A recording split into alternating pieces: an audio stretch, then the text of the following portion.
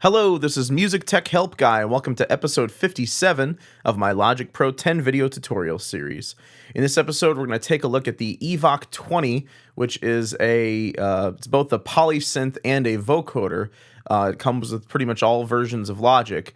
What I am going to show you today, much like many of my other synth tutorials, is more or less an overview and how to work this thing, and not so much, sort of like a manual walkthrough of every single knob and button. But I will do my best to kind of show you, for the most part, what this synth does. So let's go ahead and just assign the EVOC20 to our instrument tab here. There's the EVOC20, and I'll load it in stereo. All right. Now, when you first start working with this, the confusing thing is, well, first of all, how do I use that as a vocoder? It says it's a vocoder synth. Why can't I just talk into it and have some nice, Darth Vader sound come out the other side? The EVOC20 is a bit confusing at first because you can't just talk into it and have this beautifully vocoded sound come out the other end. It takes a bit of sort of toying with it and setting up correctly in order to do so. And to be frank, most of the sounds that come out of it are very sort of classic vocoder sounds. They're not sort of new age vocoder sounds where, like, again, you can just talk into it. It immediately transforms your voice into something great. It takes a little bit of work. Also, by default, the default setting is not a vocoder at all. And you can see that right here where it says signal. The signal menu basically tells you whether you are in vocoder mode, synthesizer mode, or analysis mode. So in synthesizer mode, it's essentially just that. It's just a synthesizer, so you can play your MIDI keyboard.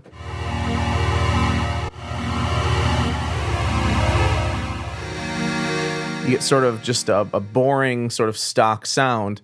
What I want to do first is just so you can understand how to sort of tweak this as a vocoder later. Let's briefly talk about its synthesizer functions. Pretty much everything in this little area right here is all synth stuff, and then this area right here, everything else in between is all vocoder stuff. So let's start with the synthesis stuff. You've got your normal voice selections. You can have polyphonic, monophonic, or legato. Really no reason to have, at least for what I'm doing today, mono or legato, so I'm going to stick with poly. You can have up to 16 voices, which really isn't that good. And then there's the Unison Mode, which halves it to 8. And remember, what Unison does is if you're using poly, it doubles up every voice on every key you play, so you get sort of like a thicker, richer sort of sound. And then in mono and legato, it basically stacks the number of voices in the voice menu on every key, so you get a really rich sort of chorus effect. Now, this ties into the analog knob down here, which essentially emulates analog pitch drift, kind of like what we talked about in the ES2 earlier. If I put this on legato, this means that I'm on unison, this means I have 16 voices stacked in every key, so I'm probably going to get a really loud sound. As you can see there, we're clipping. It was really loud as well. If I pull the voice count down, I'm not going to get quite as many notes in every key. And if I pull the analog knob up, each of those 8 voices on that key are going to be slightly detuned from one another. So you're going to get sort of like a really rich chorus effect.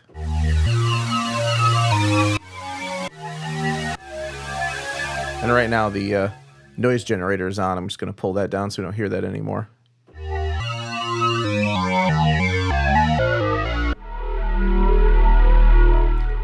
All right, so I'm going to go back to polyphonic and turn unison off and pull my voices all the way up and pull the analog knob down. You can also detune the entire synthesizer in Sense here. And you can also add a glide feature or portamento feature like I showed you in the ES2. Again, not going to be very useful with a vocoder if we are indeed using this in vocoder mode later. And you can also adjust the pitch bend range here. I'm not going to mess with that. What I do want to show you is that there are actually 2 different oscillator modes. You have FM mode and dual mode. So let's start with dual mode. In dual mode, you have two waveform oscillators. Unfortunately, like with the ES2, it doesn't. Unfortunately, unlike the ES2, it doesn't show us an actual shape of what wave we're choosing or what oscillator we're choosing. And this little green slider here is the balance between wave 1 and wave 2. So if I push this all the way up, just hearing oscillator number 1. So this little number here, believe it or not, is your waveform selection. So when I'm on 0 here, let me just pull my volume back up. I'm getting sort of like a basic sawtooth sound. And as you click on this and drag down, or up rather, you'll just see the number increase up to 49. Each of these numbers are a different waveform in your wavetable, and a wavetable is just a collection of different waveforms. So there's really no description as to what each one is. You just kind of have to go by sound alone. You can actually use the scroll wheel on your mouse to scroll up as well. And then down on oscillator 2, you can do the same. So let me just pick two sort of random sounds here. There we go. And then you can balance them together and hear both of them. It's got sort of a nice crystalline sound there.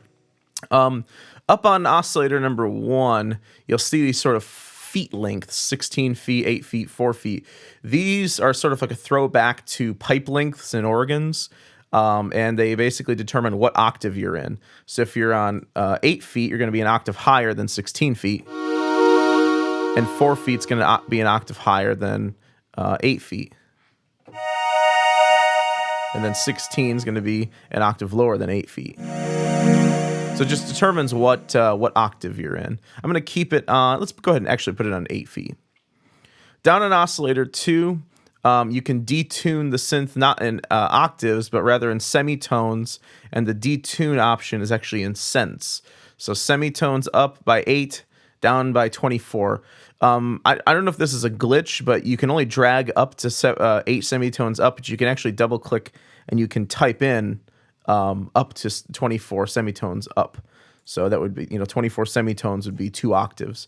I'm not going to play around with that just because I don't want to detune the two oscillators too much. So let's just put it sort of right in the middle here. You can also add noise to the signal. There's a noise generator, kind of like with the ES2. You can either put it on white noise or blue noise. White noise is equal energy across the frequency spectrum, and blue noise is sort of high-pass noise. You'll get more high-frequency noise and low-frequency noise. So if I pull up the amount here, you'll start to hear white noise on the signal, and then blue noise. More of a high-frequency hiss. I'm not going to use that right now, but when we start using this as a vocoder, that'll actually come in handy. There's just a basic low-pass filter. It has a cutoff and resonance knob. It's there's nothing particularly interesting about it. Just the cutoff all the way up is basically no low pass. You start pulling it down, it starts low passing the signal. And again, if you forget what a low pass filter is, it's a filter that cuts highs but allows low frequencies. So the further to the left this is, the darker the signal is going to sound. So I'm going to pull that back up a bit. And then resonance is basically just feedback at the cutoff frequency. So if your cutoff frequency happens, and this doesn't really tell us what our specific cutoff frequency is, but if our cutoff frequency was 2000 hertz, that means that the resonance will actually boost the signal at 2000 hertz. So sometimes you can get sort of like a sweeping sound or sort of like a froggy sound from it. I'm not going to use much resonance though. And then we just have a basic two-stage volume envelope here, just attack and release. And remember that these sliders control time, the attack time and the release time. So as I pull the attack time up, you get a slower sort of entrance. And as you pull the release time up, after you release the key, the sound kind of fades out slower. So I don't want it as slow as it's been, so I'm going to pull these down a bit. There we go. And then on the far right side is sort of like your amplifier and then added chorus effects. The little level is just the overall volume of the entire synth. I'm just going to option click on it and set it back to default. There's two different chorus or ensemble options. You can either turn this off, or there's two different choruses. And there's just a stereo spread effect. It just kind of spreads out it's like almost like a frequency spread is what it is. So there we go. All right, so that's just the synthesizer options. There's nothing really special about this as a synthesizer, so let's move on to using this as a vocoder. So I'm going to stick with this basic patch I have right now, and I'm going to show you how to set this up as a vocoder. First and foremost, you have to turn this into Vocoder Mode. So I'm going to turn that on VOC. The problem is that even with the track armed, in Vocoder Mode, if I play notes, you're not going to hear anything. So I'm playing notes on my keyboard and I'm not hearing anything. The reason for that is when this is in vocoder mode, it uses a special type of synthesis called AR synthesis, or analysis resynthesis. And what this means is that you have to have some sort of an audio input signal to make this thing make sound. So what I have here is just a basic, a singer. And what I need to do is I actually need to input her signal into the vocoder for it to make sound. So by herself, this is what her recording sounds like. In this world of ruin, in this world of tragedy, you gotta take what you can get, you gotta give what you can live with. So there we go. So what we have to do is we actually need to sidechain input the signal from her track into our vocoder track. So you go into your vocoder plugin, you go up to the sidechain input in the upper right corner, and you choose her track right there. You see Audio 1 Vocals. That's the name I named the track over here. And then I also have a drum loop down here too that we'll be using later. Sometimes when you name a track, it'll just say Audio 1 up here. It won't actually say the name of the track up here. The way you can kind of get past that is make sure that when you double click on the name of the track to rename it, that its name in the inspector also changes. Because if this says vocals and then this says track Audio 1, you have to double click up here and type in vocals. One of the weird things about Logic is Logic sort of has always had like a track name and then like a track identifier. It's strange. It's like almost like every track has two names. So, but anyway, so in my sidechain input, I'm gonna choose vocals. That's her vocal track there. Now, this is one of those. This is what I was saying before about this vocoder not sort of instantaneously transforming your vocals into a vocoded sound. Even with this sidechained, in this world of ruin, we're just getting her normal sound. In order for the EVOC to work, because it's inherently a MIDI instrument, is we need MIDI notes. We need some MIDI data to sort of transform her voice with. So if I press play here and arm her track, or arm the vocoder track while this is unmuted and it's sidechained, and I start playing some notes on the keyboard, you're going to hear that the vocoder will interpret sort of her content, the recording of her vocals, and blend it with a synthesizer sound. So I'm just going to hold down a D minor chord, DFA. Let's see what this sounds like. In this world of ruin, in this world of tragedy, you gotta take what you can get, you gotta give what you can live with. Now, she actually, believe it or not, her audio recording doesn't even need to be on. It can be off. You can just mute it, and instead of hearing both the sort of the dry signal and the vocoded signal at the same time, you'll just hear the vocoded signal.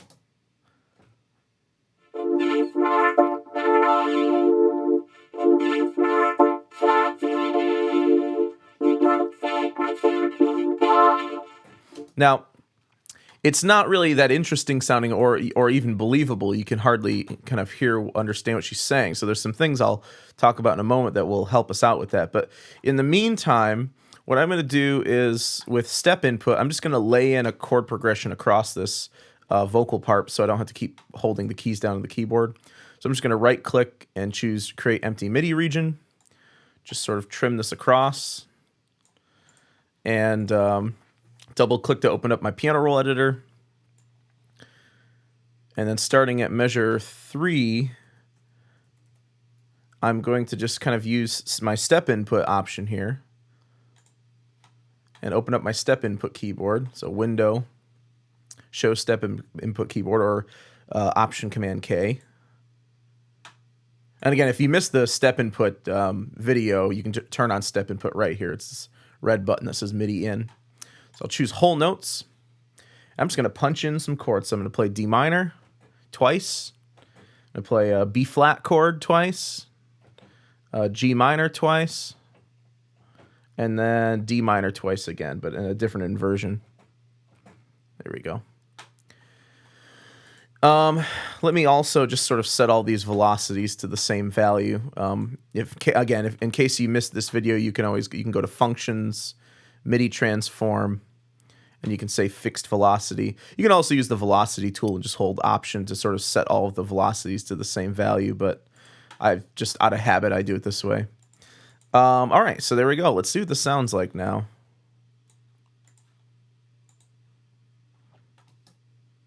In this world of ruin, in this world of tragedy, you gotta take what you can get, you gotta give what you can live with. Now notice that when my MIDI notes end here, her sort of vocal idea ends. You know, if I mute her vocals, the synthesizer will stop playing. So what I'm going to do is I'm going to take these D minor chords here. I'm just going to kind of copy and paste them over here. There we go. Drag over it all, hit Command J to join. All right, let's just see what this sounds like now, one more time without her vocals, just by muting the vocal track.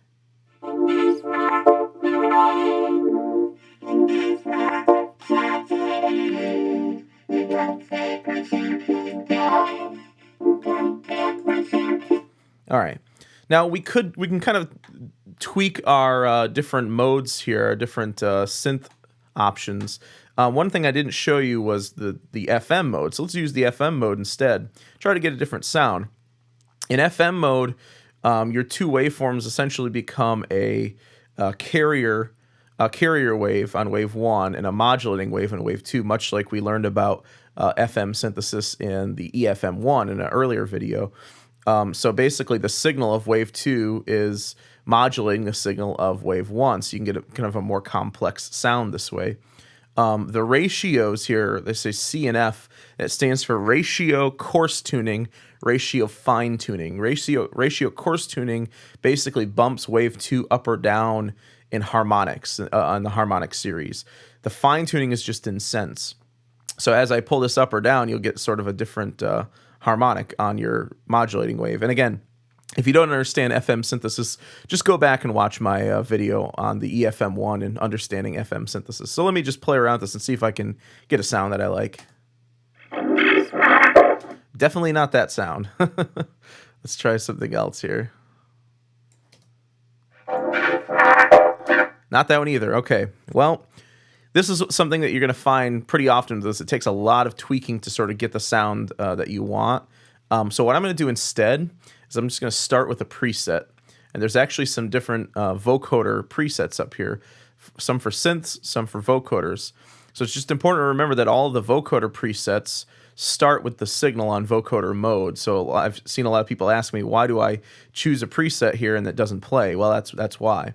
So let me use just the clear voice vocoder. I want something that's understandable. So let's try this out. In this world of ruin, in this world of tragedy, you gotta take what you can get, you gotta give what you can live with. Let's pull her up an octave here. In this world of ruin, in this world of just tweak a few things. In this world of ruin, in this world of tragedy, you gotta take what you can get, you gotta give what you can live with. There we go. So I've got a sort of a sound that I like. Let's talk about all this other stuff in here. Basically, the way vocoders work, or the way AR synthesis works in this synth, is it is able to, basically what it has is a special type of filter called a Formant filter. And a formant is essentially the meaningful overtones or the meaningful harmonics of the caused by the resonance of the sort of the human vocal tract. And basically, they are sort of these overtones that make the human voice sound like a human voice. In short, it's kind of like having a multiple band pass filter, or multiple band pass filter, but the bands are just really tiny bands. And that's what this represents here, the number of formants, or the number of bands that we're sort of taking from the original vocal recording. So you can increase the number of bands or decrease the number of bands down to 5, up to 20, and you can also set sort of a frequency range for them. So I'm going to make this just a really wide frequency range. And what you'll normally hear with vocals is when you have a lot of bands, it sounds more human. As you pull it down, it sounds more robotic. So let's put it on 20. In this world of ruin, in this world of tragedy. As opposed to 5 bands. Oh, that sounds terrible. Let's go back up to 20. There is a use for lower bands, though. What you can also do with these bands is these formants is you can stretch them, so you can make them wider. So basically, you're making the input signal wider or narrower than, you're making the output signal narrower or wider than the input signal. So you're taking those formants and moving them from the original location. You can also shift them and move them around, so you can both stretch them and move them. If you move them too high, she's going to sound like a chipmunk. If you pull it down, she's going to sound a little too deep.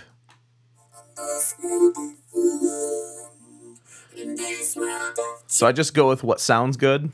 You know, just kind of stretch them out a bit. In this world of ruin, in this world of tragedy. And you can also apply resonance to them as well.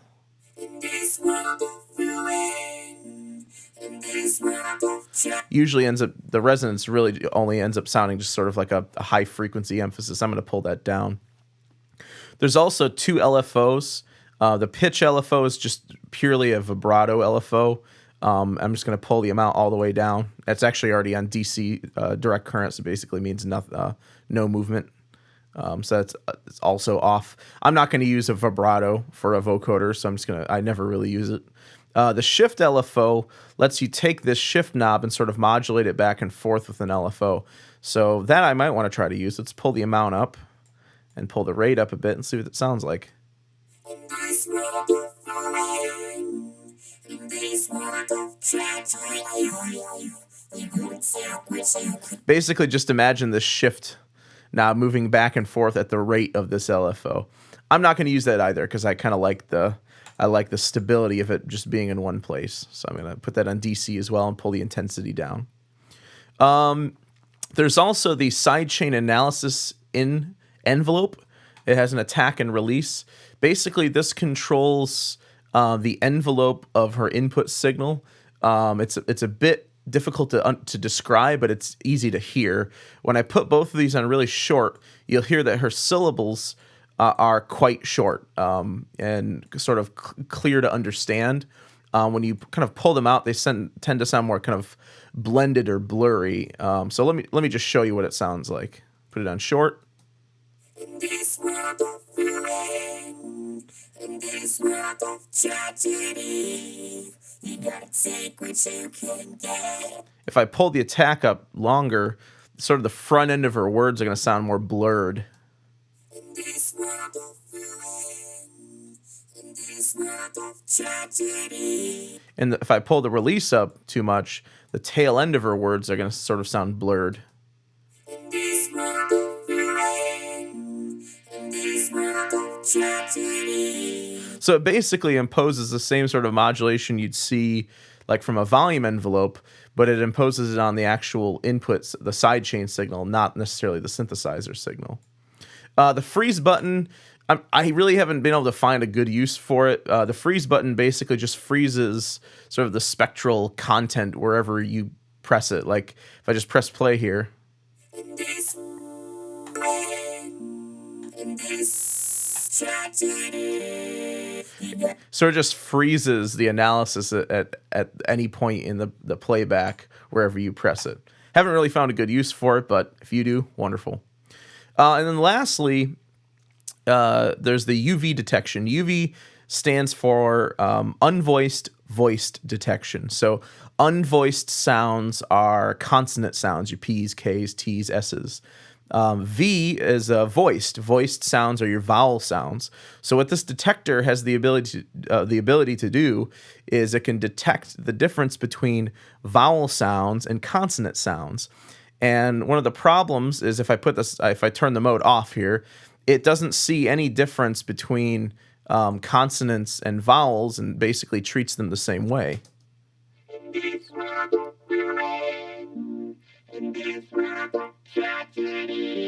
So we get a very synthetic sounding vocoder. If I put this on noise, what it does is it imposes noise on what it perceives as consonant sounds. So S's and T's and things and the such will actually grab noise from your noise generator over here. So I like to use blue noise because it's more like an SE sound and less of sort of like a white noise sound. So I like to pull it up to the blue noise here.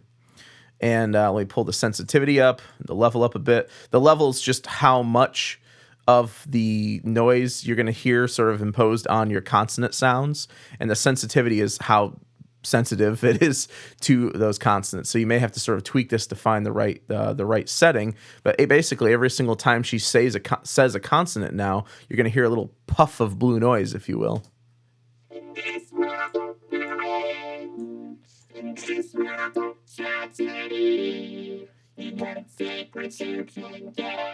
So you're not just hearing just a completely synthesized sound. Noise in synth does the same thing as noise, except it doesn't cut out the synthesizer sound when she says a consonant sound, which noise mode does do.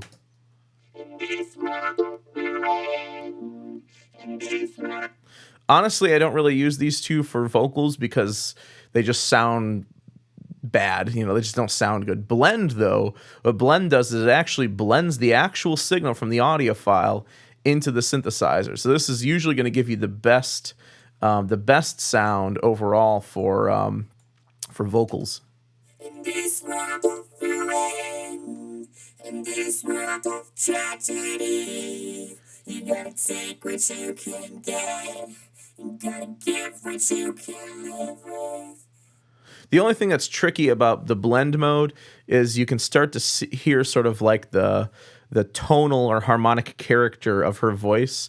So like if what the song she was singing in was like in D minor, like this is, and I played something that's really far away from E minor, like, or D minor, like G sharp or something like that, it's like a tritone away from D minor, you're going to get something that sort of clashes a bit. Or maybe I play a half step up or down, E flat or D flat, it's going to sound just kind of weird. So when you use the blend mode, it helps to actually play chords or notes that fit in the key of the original recording.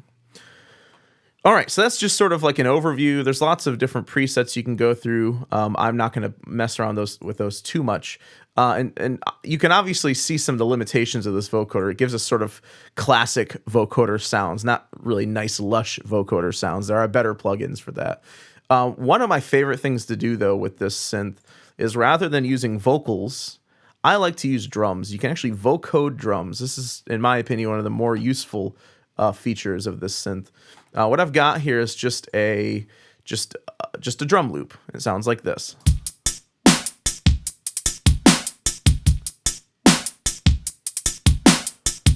Nothing really particularly interesting about it, but if I go to my vocoder and now sidechain input my drum loop, you can take something that was originally a purely sort of percussive motive, and you can blend it with something that's sort of a harmonic motive or a bass line or a chord progression or even a melody, and you can turn something that was completely percussive now into something that has harmony to it.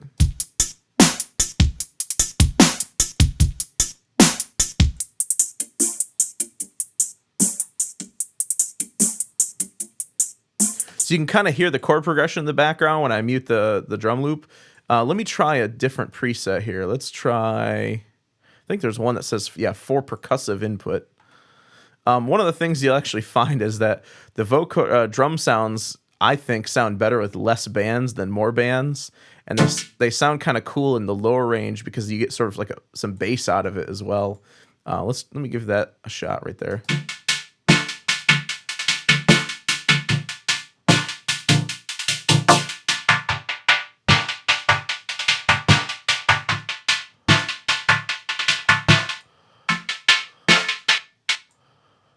Hang on, I'm just playing around with it. It's a bit, what you will find is sometimes the noise generator is a bit intolerable, so I find myself scooping out the high range a bit just to kind of get rid of the nastiness of the high end and boosting the bass up a bit as well. Let's give that a shot.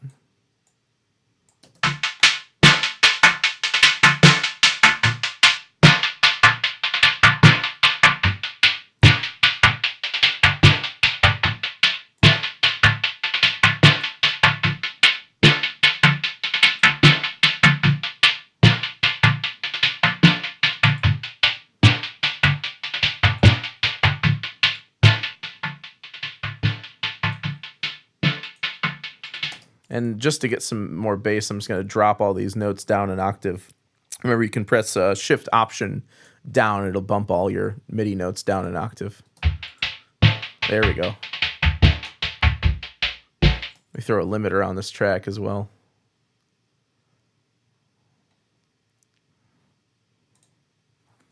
To keep it from clipping there.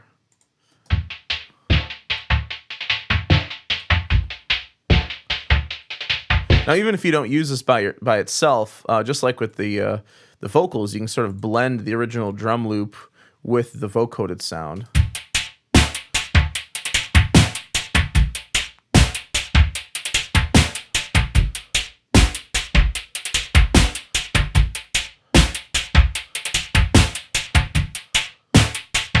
So again, you're just taking something that was purely percussive and just giving you sort of a rhythmic motive, and now you're turning it into a bass line or a chord progression or even a melody. All right, so that's the EVOC20. I hope you enjoyed this video, and thanks for watching.